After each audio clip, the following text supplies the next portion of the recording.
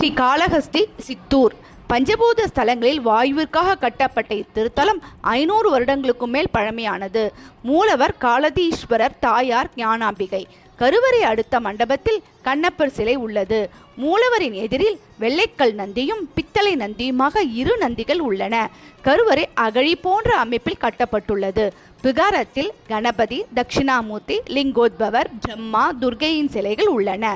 கோவிலின் நுழைவாயிலின் எதிரில் கவசமிட்ட கொடிமரம் ஒன்றும் 60 அடி உயரமுடைய ஒரே கல்லாலான கொடிமரம் ஒன்றும் உள்ளது. இதன் அருகே பலிப்பிடமும் நந்தியும் உள்ளன. அம்பாள் கருவறையை வலம் வரும்போது வட்டமாக தரையில் கோடிட்டு காட்டப்பட்டுள்ள மூலை இடத்தில் 3 தலைகள் சேர்ந்திருப்பது போன்ற சிற்பம் செதுக்கப்பட்டுள்ளது. இவ்விடத்தின் அடியில் சக்தி வாய்ந்த யந்திரம் இருப்பதால் இங்கு அமர்ந்து ஜபம் செய்வது மிக விசேஷமாக சொல்லப்படுகிறது. இது ராகு கேது தலம் என்பதால் கோவில் எதிர்வலமாகவே, அதாவது அப்பிரதட்சணமாகவே சுற்றி வர வேண்டும். இத்தலம் கிரகதோஷ தலம் என்பதால் நவகிரகங்கள் இல்லை. விதிவிலக்காக சனீஸ்வரர் மட்டும் இடம்பெற்றுள்ளார்.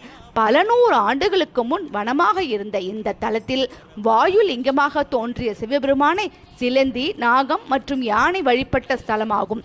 இதனால் இவைகளின் பக்தியை மெச்சிய சிவபெருமான் அதற்கு முக்தியை கொடுத்தாராம். இங்கு காளஹஸ்திநாதர் சுயம்பு மூர்த்தியாக அருள்பாலிக்கிறார்.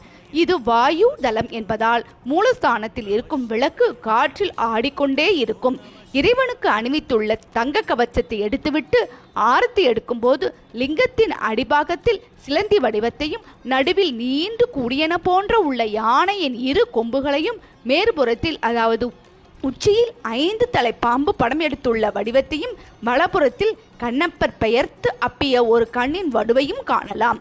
துளி அளவிலும் காற்று புகாத கர்ப்பகிரகத்தில் வீற்றிருக்கும் இந்த லிங்கத்திற்கு ஏற்படும் தீபம் ஆனது படிப்படியாக மேலெழும்பி அழகாக நிற்காமல் அசைந்து ஆடிக்கொண்டே இருக்கும். அகத்தியர் இத்தலத்தில் விநாயகரை பிரதிஷ்டை செய்து வணங்கியதாக தல புராணம் கூறுகிறது. பிற்காலத்தில் விநாயகர் பிரதிஷ்டை செய்த இடம் ஆழத்தில் சென்றதால் இந்த விநாயகர் பாதாள விநாயகர் என்று அறியப்படுகிறார். இன்றும் இந்த விநாயகரை தரிசிக்க பக்தர்கள் 34 அடி ஆழத்திற்கு செல்ல வேண்டியதாக உள்ளது. ராகு கேது சர்வதோஷம் உள்ளவர்கள், திருமணம் ஆகாதவர்கள், நீண்டகால பிரச்சனையில் அவதிப்படுபவர்கள் இத்தலத்திற்கு பிரார்த்தனை செய்து கொள்கின்றனர். இத்தலத்தில் உள்ள சரஸ்வதி தீர்த்தத்தில் நீராடினால் பேச்சு சரளமாக வராத குழந்தைகள் கூட நன்கு பேசும் என்று பக்தர்கள் நம்புகிறார்கள். இக்கோவில் திறந்திருக்கும் நேரம் காலை 6 மணி முதல் இரவு 9 மணி வரை ஆகும்.